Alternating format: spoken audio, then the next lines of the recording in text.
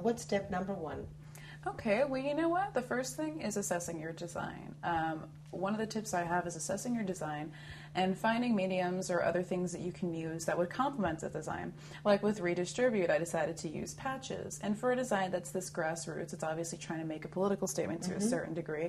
You know, it matches the shirt, matches, you know, obviously I'm not going to say Redistribute in this very minimalist, you know, way and then have this, you know, glitter to it, you know, this very flashy kind of glitter to it. It doesn't really make any sense.